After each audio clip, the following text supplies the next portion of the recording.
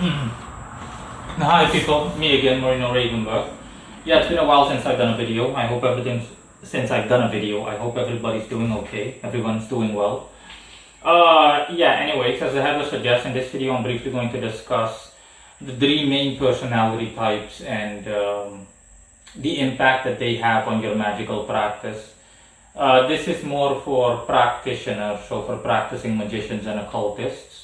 But of course it also at a base level or at the base core also applies to the average person. This is especially noticeable in astrology, the following that I'm going to say or that I'm going to recite.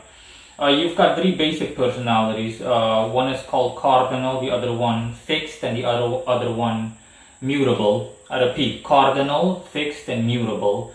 These are the three basic personality types that are reflected in astrology. And again, you can disregard astrology primarily. It's just, I'm just pointing that out for good measure in terms of where it comes from, so a source. At a source level or a source level, again, I repeat, you've got three personalities. Cardinal personalities, people with cardinal personalities, people with fixed personalities, and people with mutable personalities. And that's all you need to know, okay? People that are familiar with astrology are aware of this, since the zodiac signs at a base level also are either cardinal, fixed, or mutable, depending on the type of zodiac sign. For example, Aries is a cardinal zodiac sign belonging to the element fire, and blah blah blah. It's astrology 101. But again, like I said, you can disregard astrology. What's important is specifically these personality levels or traits and how they impact your magical practice as an occultist. I, for example, have a cardinal personality. People with cardinal personalities are good builders, okay? They're people that can start something up really quick. They're strong upstarters. They start things up ridiculously quick. Everything goes smooth and fast, and everything just falls into place. That's the benefit of a personality like that. The drawback is, though, that the drawback is a lack of stability, which I know.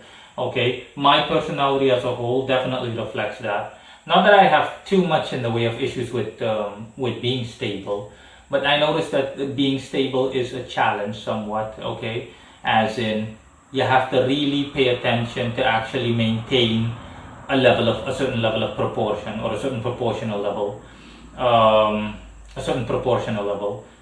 I repeat. But yeah, the benefit is that I'm a strong upstart, for example, as a cardinal personality, okay, or with my cardinal personality, I'm strong at getting things going. If I need to start up a company, if I need to do something, if I need to get a project off the ground, no fuss, no issues. And of course, it interests me, I'm motivated to do so. Boom, like no other. But keeping it going in the long term, okay, that project has already been established, everything is already in boxes, and hypothetically speaking and whatnot, in cans and boxes and blah blah blah.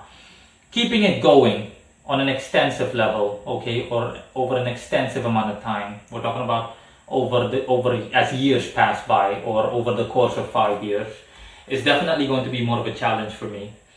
So yeah, that's it for and keep in mind, like I said, this also applies to your magical and or occult practice. This is something that some other people might struggle with if they're oblivious to this or unaware of this. They might think to themselves, why do I have difficulty doing this? Why do I have difficulty doing that? In any case, this plays a part, a substantial role. But even, just ignore that.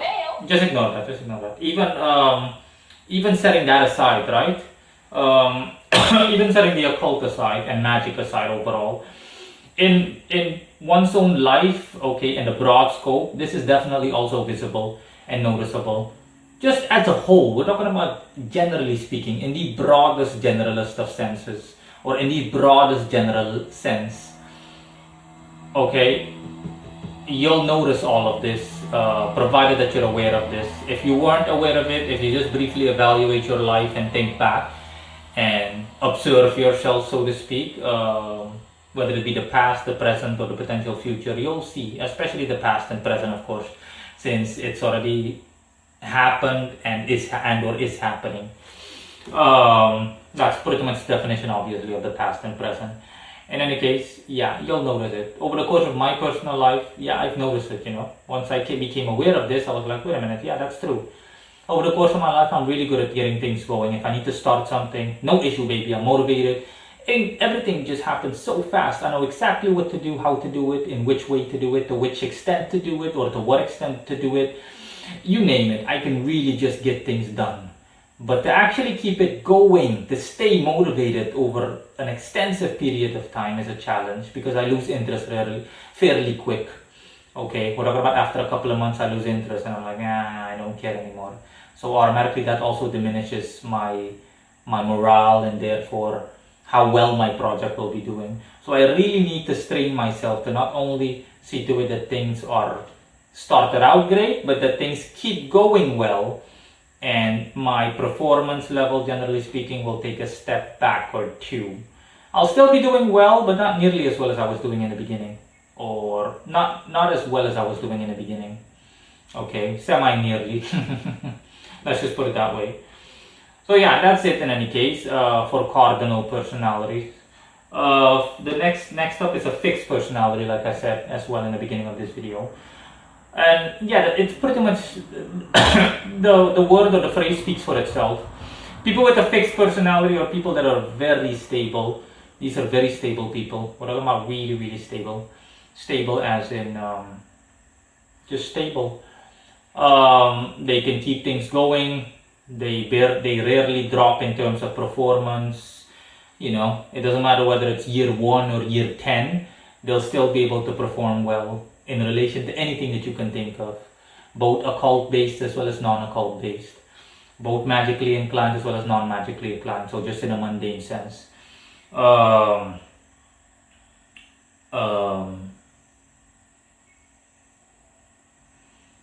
yeah, when it comes to magic, for example, these people can keep things going at a stable level.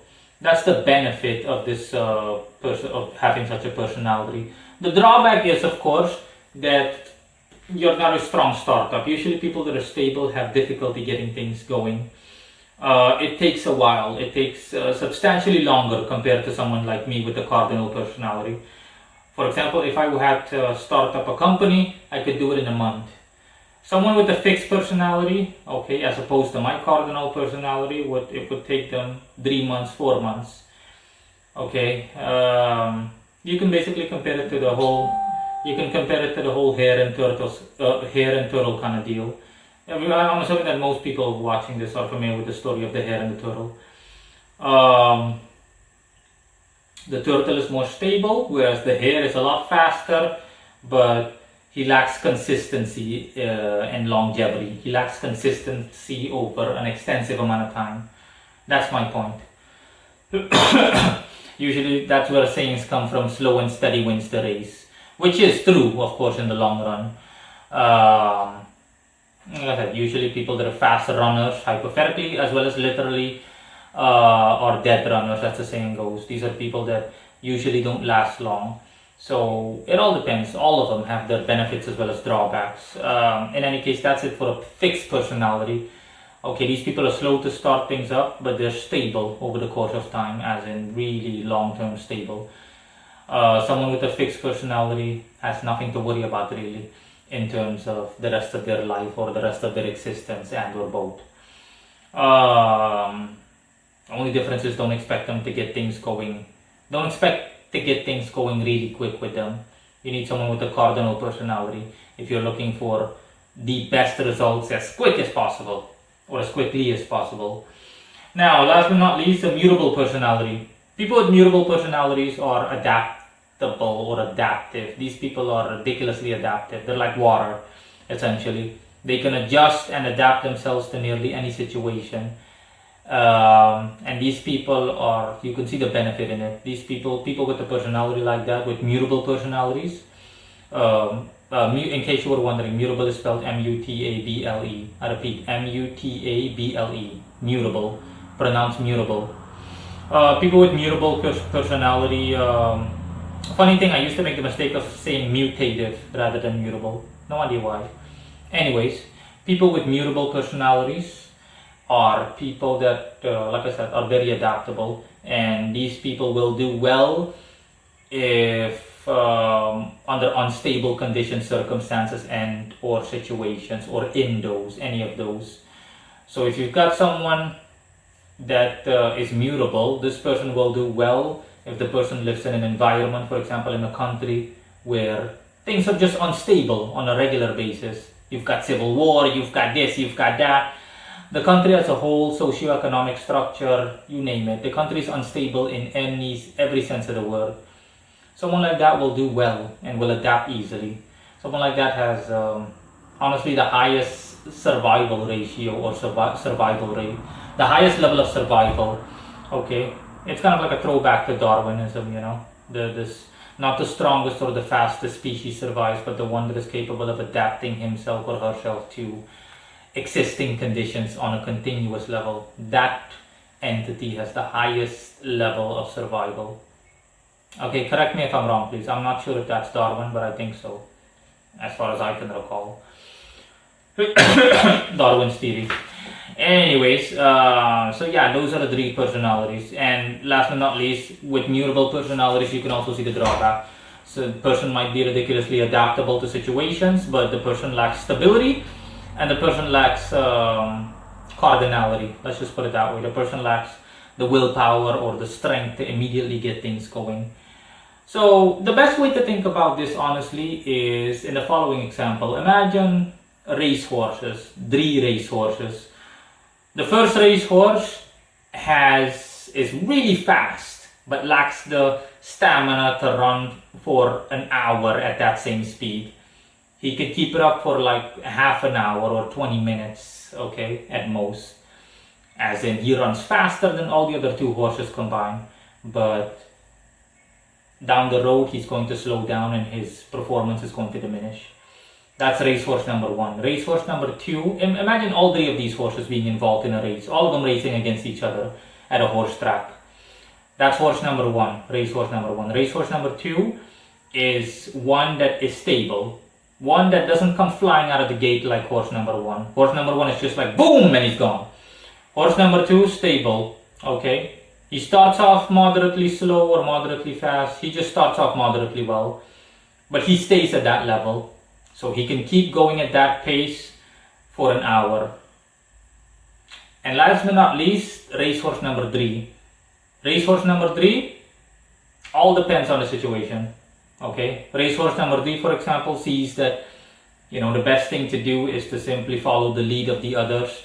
And he starts off moderately quick, just like racehorse number 2, or an intermediary between racehorse number 1 and 2, and he just observes the situation. He observes and sees exactly what's happening, and then he adapts himself based on that. He, for example, racehorse number 3 looks at 1 and 2 and sees that, hey, 1 is going to get tired in like maybe 15 minutes or so, so I'll conserve my energy.